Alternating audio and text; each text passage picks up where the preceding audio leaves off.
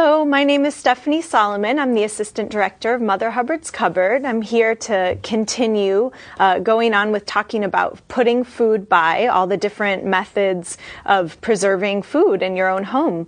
And I'd like Sue Berg to introduce herself. Thank you, Stephanie. I'm Sue Berg with the Monroe County Extension Service here in Bloomington, and we are part of the Purdue University system, which is also part of the National Cooperative Extension Service. So we have a lot of resources that are available for any of you to be able to be a part of.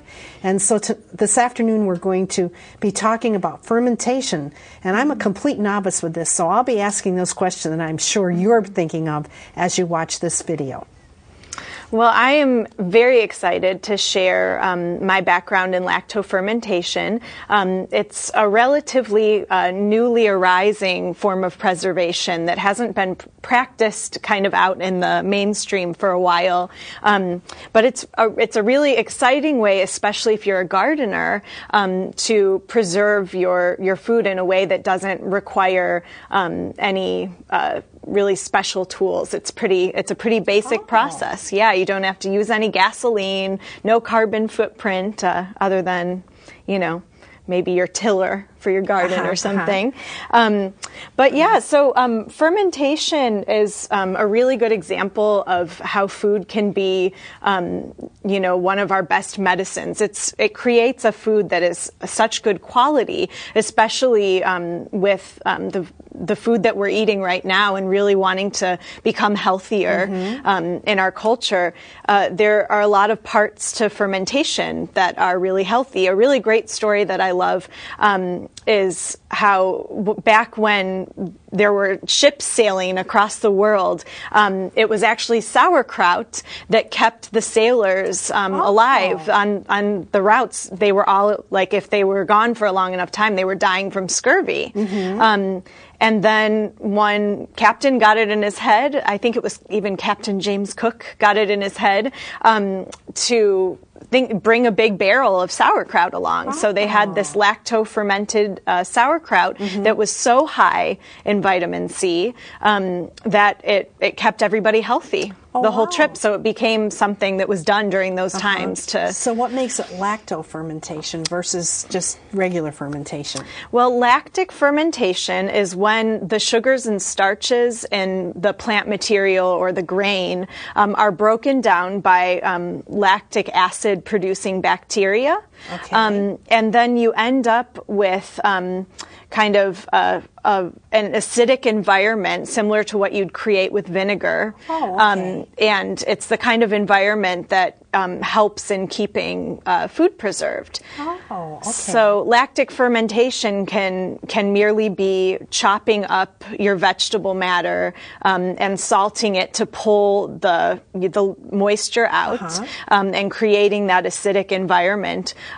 Or you can add whey, which is a byproduct of dairy, which you can get at a local farmer's market. Talk to whoever's selling cheese and say, can I buy whey? And then with whey, it's a little bit more, you have the lactic culture in the whey. So when you put it right into your sauerkraut, you know exactly what you're going to get. Because it's, there are a lot of different recipes, and because this is a more natural form of fermentation, you can't always say exactly what it's going to taste like. If you make sauerkraut from your fall crop of cabbage, it will likely be a lot different than the sauerkraut you make from your early spring, early summer crop of cabbage. Well, that's good to know. Yeah. Some of the benefits of lactofermentation are of course, I said a decrease in cooking time and fuel needs. And also, we are hearing all this stuff about probiotics, about how we need more probiotic food. We all need to eat yogurt and buy these enhanced products that have probiotics. Well, if you're eating lacto-fermented foods, you're getting all the probiotics that you need.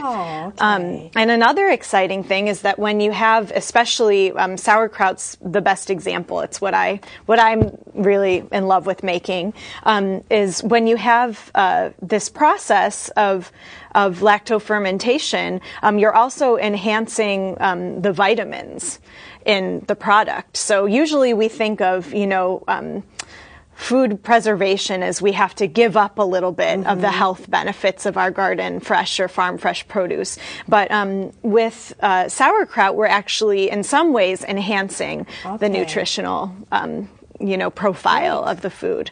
Yeah, so it's pretty sauerkraut. Yeah, it's pretty basic. I like to make sauerkraut with purple cabbage because it's beautiful and fun, and you end up with this, fancy product. But I also make it sometimes with the basic green heads of cabbage, and it's pretty tasty. You get a little bit of variation in what variety of cabbage that you have, but you start by peeling the outer leaves off of your cabbage, and then some people will use a food processor just to create thin slices of the cabbage. I usually just cut it because my food processor is teeny and old, but I cut it as thin as I possibly can.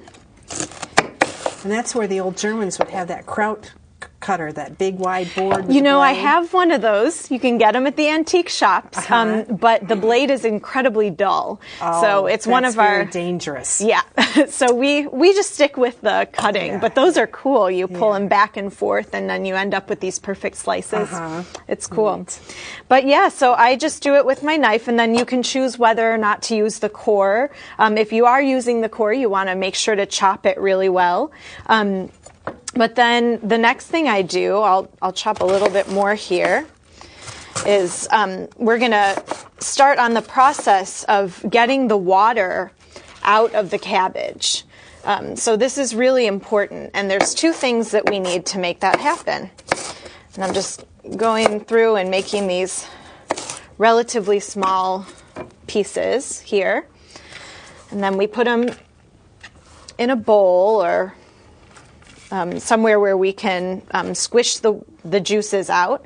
But the first thing we want to think about is salting. And again, we talked earlier a little bit about canning salt and how that's different from table salt. Right. So we don't want to use table salt. Even some sea salts, you really want to check the package if you're going to be doing lactofermentation, because if there are any different kinds of chemicals that are in your salt, any additives at all, they could completely change your product or keep the product from being able to lactoferment. So you'll just end up with rotten cabbage. Ooh, yuck, smelly.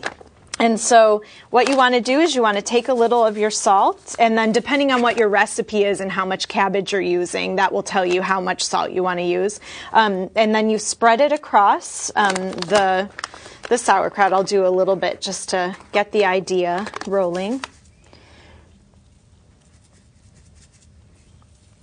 Spread it across, and then you kind of mix it around, so you're letting the salt go ahead and start bringing the juices out. It's a brine in a way, maybe. I don't know. When you were talking about brine, I was thinking, maybe that's kind of like a brine because you're getting, using the salt to get the water out, but you don't need to add any water. A nice thing about sauerkraut making is that there's enough water in cabbage that you don't need to add any brine or water, which is pretty great, especially when you don't have a great source of distilled water, which is, Plus, or filtered it keeps water. all the vitamins and minerals that's in the cabbage in the product instead of diluting it out. Right, exactly. Yeah, I never thought of it that way.